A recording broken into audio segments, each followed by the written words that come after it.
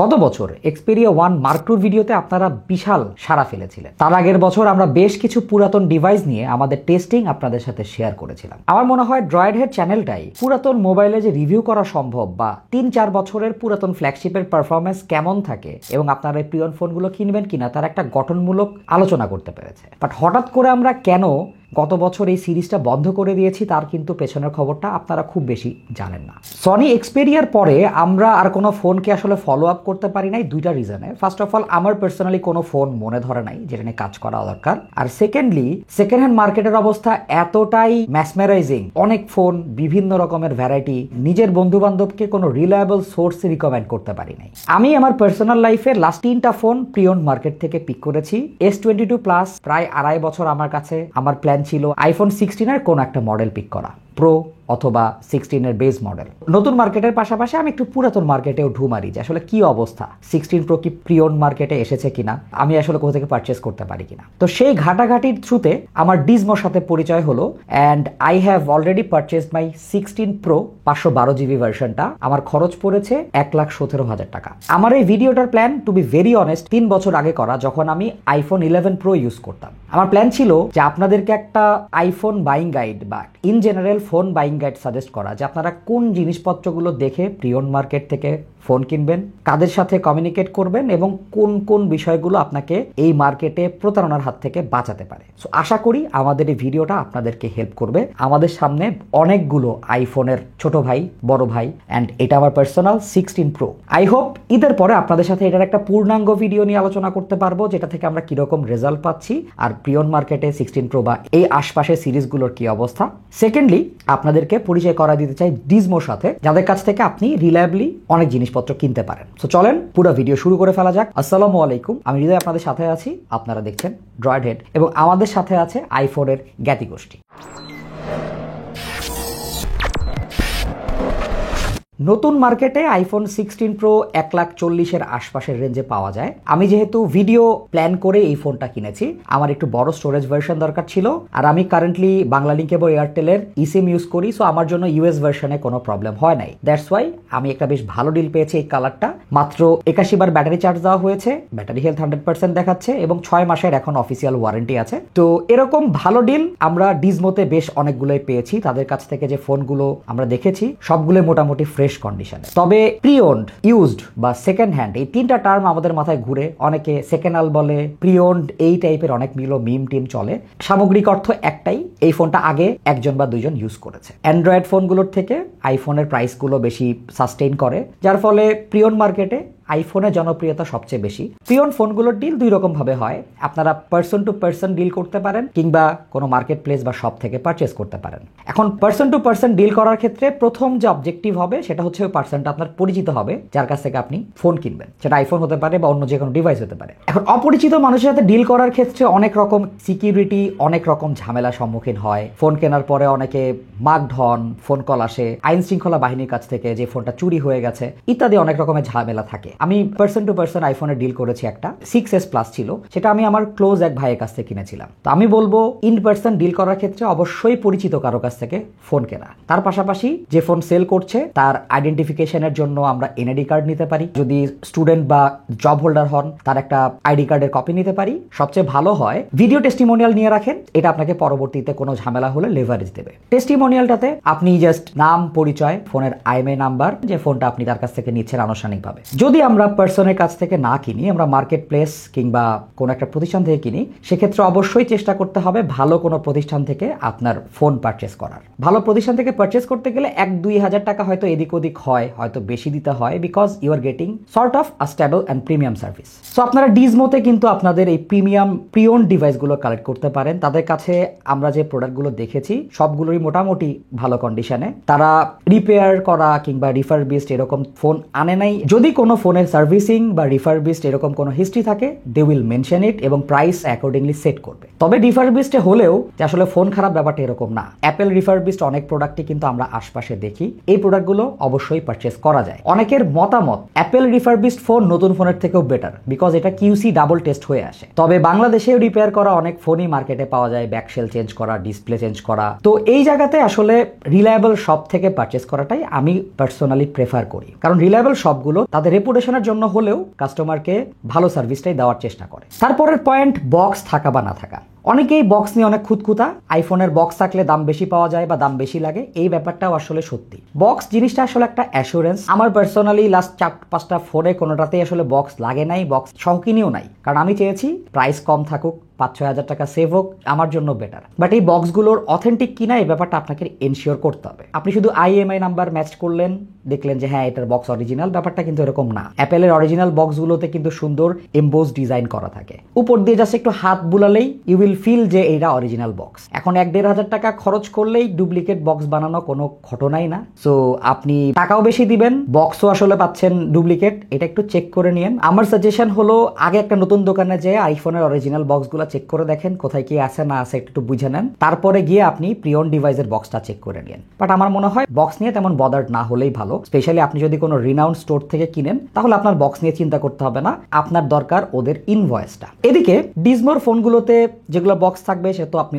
পাচ্ছেনই, যেগুলো বক্স থাকবে না ডিজমো তাদের স্পেশাল নিজেদের বক্সে আপনাদেরকে প্রোভাইড করবে। ফোন কেনার পরে আপনি যদি ফোন কল পান, ফোনটা আপনার চুরি বা ছিনতাইয়ের জিনিস, আপনি একটা ফ্যাসাদে পড়ে গেছেন, সেক্ষেত্রে রিলায়েবল স্টোর থেকে যদি আপনি পারচেস করেন, ইনভয়েস নিয়ে ওদের কাছে যাবেন, আইন শৃঙ্খলা বাহিনী থেকে ফোন এসেছে, they will cover it up. আর ডিজমো আমাদেরকে বলেছে এরকম কোনো সিচুয়েশন যদি অ্যারাইজ হয়, ইনস্ট্যান্ট আপনাকে ক্যাশ ওরা ব্যাক করে দিবে, বাকি জিনিসপত্র ওরা সামলাবে। অর্গানাইজেশন থেকে ফোন কিনলে আরেকটা অ্যাসিওরেন্স থাকে, 7 থেকে 10 দিনের একটা রিপ্লেসমেন্ট গ্যারান্টি। দেখা যায় যে ব্যাটারি ইস্যু, ক্যামেরা ইস্যু বা অন্য যে কোনো ইস্যু হলে আপনি ইউজুয়ালি রিপ্লেসমেন্ট পাবেন। তবে ডিজমোর অফারটা এখানে একটু ভালো, ওরা 7 দিনের মধ্যে ফোনের মাদারবোর্ড, ডিসপ্লে এবং অন্যান্য যে কোনো প্রবলেম অ্যারাইজ হলে they will change it or they will give you the refund. আমার পার্সোনাল এক্সপিরিয়েন্স এখানে বলে, আমি কিছুদিন আগে একটা S23 আলট্রা এক্সচেঞ্জ করতে গিয়েছিলাম S22 প্লাসের সাথে। বাসায় নিয়ে আসার পরে চার্জ দিলাম, আপডেট দিলাম, 7 থেকে 8 মিনিট পরে ডিসপ্লে ঠিক অর্ধেকটা বার্ন আউট হয়ে গেল।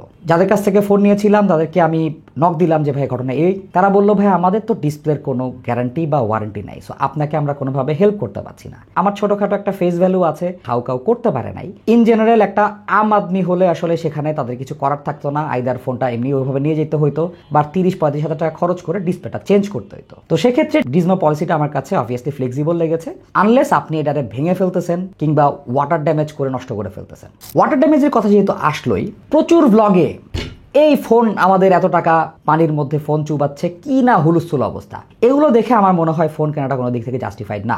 মানে এই ফোনগুলো যেভাবে বানানো, এটা যদি রিপেয়ার হিস্টোরি থাকেও পানির মধ্যে 5-6 মিনিট ইজিলি সার্ভাইভ করতে পারবে।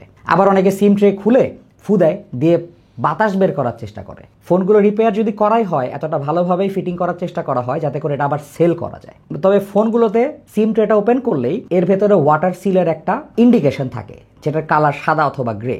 যদি কোনো দিক থেকে এটা পানির দ্বারা হ্যাম্পার্ড হয়, ওই স্টিকারটার কালার লাল, বাদামি বা কমলা এরকম একটা হয়ে যায় এবং এটা কোনোভাবেই চেঞ্জ করা যায় না। সো ওই ব্যাপারটা একটু খেয়াল করে নেবেন। প্রিয়ন ফোনগুলো আপনি যার কাছ থেকে কিনেন ইন পার্সন আসলে ডিল করাটাই বেটার। তাহলে ফোনটা আপনি হাতে নিয়ে দেখতে পারেন ফোনের রেলগুলোতে কোনো স্ক্র্যাচ আছে কিনা, ফোনের ব্যাক পার্টে বা ফ্রন্টে যদি কোনো টেম্পার্ড গ্লাস লাগানো থাকে ওটা খুলে দেখবেন যে ভেতরে কোনো দাগ টাগ আছে কিনা। চার্জিং পোর্টের 2 পাশে 2টো স্ক্রু আছে, এই স্ক্রুগুলো চেক করে দেখবেন যে এখানে কোনো স্ক্র্যাচ আছে কিনা।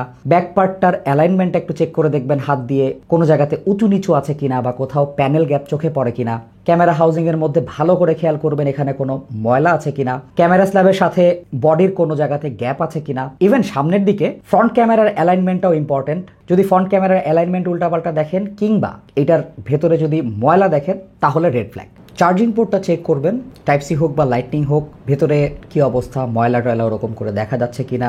চার্জিং পোর্টের ভেতরে কেবল ঢুকায় চেক করবেন যে কেবল ইনসার্শন এবং এক্সিটটার প্রপারলি হচ্ছে কিনা, প্লাস চার্জে লাগায়ও চেক করবে যে প্রপারলি চার্জ হচ্ছে কিনা বা স্পিড ঠিক আছে কিনা। 100% ব্যাটারি হেলথ নিয়ে ফোনটা কিনছি, 4-5 দিন পরে দেখলেন ব্যাটারি পার্সেন্টেজ ধূপধাপ পড়ে যাচ্ছে। স্পেশালি আইফোনে যেহেতু হেলথ দেখা যায়, এটা তো মনে করেন যে যত বেশি বুস্ট তত বেশি টাকা টাইপের অবস্থা। এখানে আমার বেসিক রুল অফ থাম্প লাগে, পুরাতন ফোনগুলো স্পেশালি আইফোন 12, 11, 10, ইভেন 13ও এটা লাইফ টাইম প্রায় 4 বছরের কাছাকাছি হয়ে গেছে। স্টিল যদি আপনি দেখেন এটার battery health 98%, something is wrong there. IPhone 11 প্রোতে 98% ব্যাটারি হেলথ মানে ওইটাতে আইদার কোনো একটা ব্যাটারি চেঞ্জ করা হয়েছে, নাইলে চাইলে ওইটার ব্যাটারিটা পুশ করা হয়েছে। এই টাইপের ডিলগুলো অ্যাভয়েড করবেন। আপনি যদি পুরাতন ফোনেরই বাজেট থাকে, আপনি চেষ্টা করবেন কম ব্যাটারি হেলথের ফোনগুলো নেওয়ার জন্য। অ্যাটলিস্ট অরিজিনাল অ্যাপেলের ব্যাটারি ওটাতে থাকে, 6 মাস 7 মাস ইউজ করার পরে চেঞ্জ করে নেন, সমস্যা নাই। আর ইউজুয়ালি যে ফোনগুলোতে ব্যাটারি বুস্ট করা থাকে সেটা বোঝা যাবে ইনস্ট্যান্টলি ওই জায়গাতে আধা ঘন্টা 1 ঘন্টা চালানোর মাধ্যমে। ফোনটা ওপেন করবেন, করার পরে ব্রাইটনেস টাইটনেস সবকিছু ম্যাক্স করে দিবেন, ব্লুটুথ অন করবেন, পারলে একটা ব্লুটুথ ডিভাইস কানেক্ট করবেন,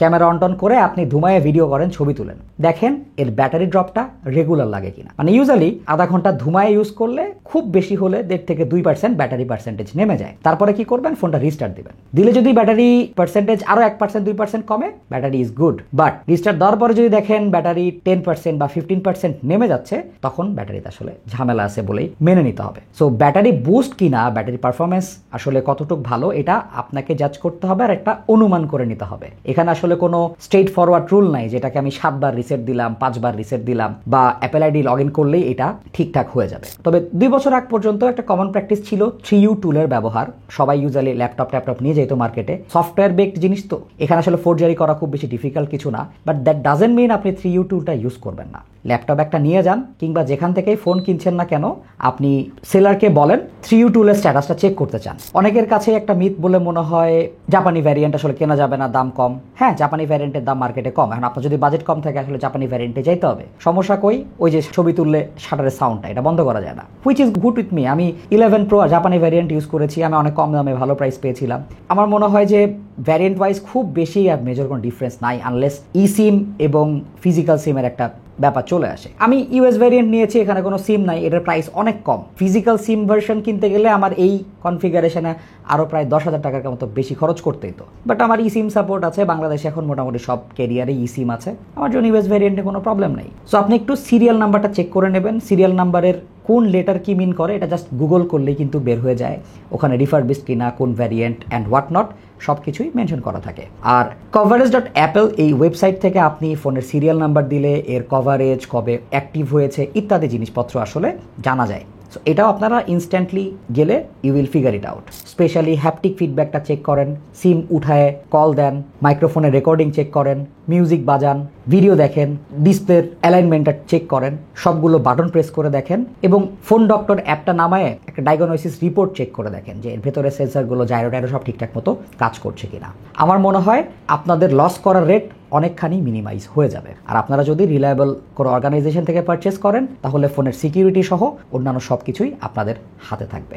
আপনি ডিসিশন নিয়ে ফেলছেন এই ফোনটা কিনবেন, সব ঘাটাঘাটি করে ফেলছেন, যাওয়ার আগে অবশ্যই ফোনটাকে রিসেট দিয়ে অ্যাপেল আইডিটা লগ ইন করে একবার রিস্টার্ট দিয়ে তারপরে আরেকবার ছোটখাটো টেস্টিং করে নিয়ে যাবেন। তো ফোন কিনলেন, ইউজ করলেন 1 সপ্তাহের বেশি, ফোনের মধ্যে কোনো ঝামেলা টামেলা পান নাই, বাট আপনার মুড সুইং হইলো, আপনি চিন্তা করলেন 16 Pro কিনছি, আর একটু টাকা বাড়াইলে তো আমি 16 Pro Max পাইতেছি। এখন আপনি দোকানে গেলেন, দোকানদার আপনারে আর কোনো কম্পেনসেশন বা কোনো কিছু করতে রাজি না। সেক্ষেত্রে ডিজমোর পলিসিটা আমার কাছে বেশ ভালো লেগেছে। 1 মাসের মধ্যে আপনি ফোন চেঞ্জ করতে চান কোনো প্রবলেম ছাড়াই, তাহলে 10% রিডাকশন করে মূল্য ধরবে এবং আপনি অন্য ফোনে শিফট হইতে পারবেন। যারা সেকেন্ড হ্যান্ড আইফোন কেনার প্ল্যান করছেন তাদেরকে আমি ছোট কথায় যদি বলে দিই, আপনারা বেশি পুরাতন আইফোন কেনা থেকে বিরত থাকেন, কারণ এই ফোনগুলোর দেখা যায় রিফারবিশড ইউনিটগুলো মার্কেটে অ্যাভেলেবল, স্পেশালি 11 বা 10 সিরিজ। ব্যাটারি নিয়ে তো কোনো কথাই বলা যাবে না, ব্যাকপার্ট চেঞ্জ করা যায়, ডিসপ্লে চেঞ্জ করা যায়, ইভেন ডিসপ্লে ট্রুটন পর্যন্ত কাজ করে চেঞ্জ করলে। অবশ্যই ঠান্ডা মাথায় আপনার পারচেজ ডিসিশন নিতে হবে, আর অবশ্যই রিলায়েবল কোনো একটা অর্গানাইজেশন থেকে ফোন কিনবেন যেখানে আপনার জন্য প্রপার কভারেজ দেবে। এদিক থেকে আমার মনে হয় ডিজমো আপনাদেরকে ব্যাপক বড় একটা কভারেজ দিতে পারে। প্রিয়ন ফোনের ক্ষেত্রে একজন কাস্টমার 6% টপ আপ করলে 6 মাসের এক্সট্রা ওয়ারেন্টির মধ্যে আপনার প্রপার কভারেজ পেয়ে যাবেন। সেখানেই ফোন এক্সচেঞ্জের জন্য যাইতে পারেন। 7 দিনের যে রিপ্লেসমেন্ট পলিসি, মাদারবোর্ড এবং ডিসপ্লে সহ সেটাও পাওয়া যাবে। তাছাড়া আইফোনের চার্জার রিলেটেড একটা মিথ বা একটা কনফিউশন সবার মধ্যে, অরিজিনাল চার্জার কই পাবো, আদৌ পাবো কিনা, অরিজিনাল চার্জারের কমপ্লিমেন্টারি অন্য কি কি অপশন আছে, সব কিছু ডিজমোতে আছে। আপনারা সেখান থেকে অরিজিনাল চার্জার এটার সাথে বান্ডেল হিসাবে কম প্রাইসে পারচেস করতে পারবেন। ফোন কিনলে গিফট ভাউচার পাবেন, যেটা পরবর্তী পারচেজে আপনাকে একটা গিফট দেবে, অ্যান্ড লয়্যালটি সেবাও আছে। ডিজমোতে তাদের প্রিয়ন ফোনের কালেকশনের পাশাপাশি নতুন ফোনও পেয়ে যাবেন। প্রিয়ন ফোনের সিলেকশনে আইফোনের মধ্যে 16 Pro Max থেকে শুরু করে 12 Pro পর্যন্ত তাদের পোর্টফোলিওতে পেয়ে যাবেন, বিভিন্ন ভ্যারিয়েন্টের, বিভিন্ন স্টোরেজ সিলেকশনের অ্যান্ড বিভিন্ন ব্যাটারি হেলথের। প্রাইসিং এবং অ্যাভেলেবিলিটি তাদেরকে নক দিলে তা আপনারা জেনে যাবেন। বাট অবশ্যই যে ফোনে কিনেন না কেন মার্কেটটা একটু রিসার্চ করে নিয়েন, কোথায় প্রাইস কেমন, কাদের কীরকম সার্ভিস, এই জিনিসটা যাচাই করে নেবেন। ফোন কিনতে গিয়ে তাড়াহুড়া করার দরকার নাই, টেক ইউর টাইম। 2-3 জন যান, প্রপার ইনভয়েস এবং সেখানে পূর্ণাঙ্গ IMEI নাম্বারটা লিখে নেবেন। যদি কোনো পার্সনের কাছ থেকে পারচেস করেন আপনার প্রয়োজনীয় ডকুমেন্টেশন সংগ্রহে রাখবেন। তবে ইন পার্সন ডিল করার ক্ষেত্রে অবশ্যই বক্স এবং টেস্টিমোনিয়াল, এই দুইটা জিনিস ইম্পর্টেন্ট। সো আই হোপ আপনাদেরকে আমরা এই ভিডিওর মাধ্যমে কিছু ইনফরমেশন শেয়ার করতে পেরেছি। তবে আমরা খুব তাড়াতাড়ি 16 প্রোর একটা পূর্ণাঙ্গ ভিডিও নিয়ে আসবো। এই প্রিয়ন ফোনটা নিয়ে আমার আসলে এক্সপিরিয়েন্স কেমন কাটাচ্ছি দিনকাল ইত্যাদি। আমরা 15 প্রো এবং 16 প্রোর একটা ফটো কম্প্যারিজন করছি, ঈদের আগে আমরা এটা প্রকাশ করবো ইনশাআল্লাহ। সো থ্যাংকস ফর ওয়াচিং, দেখা হবে নতুন কোনো ভিডিওতে। সে পর্যন্ত সবাই ভালো থাকুন, সুস্থ থাকুন। আমাদেরকে যদি সাবস্ক্রাইব করা না থাকে অবশ্যই সাবস্ক্রাইব করে আমাদের সাথে থাকুন। আসসালামু আলাইকুম।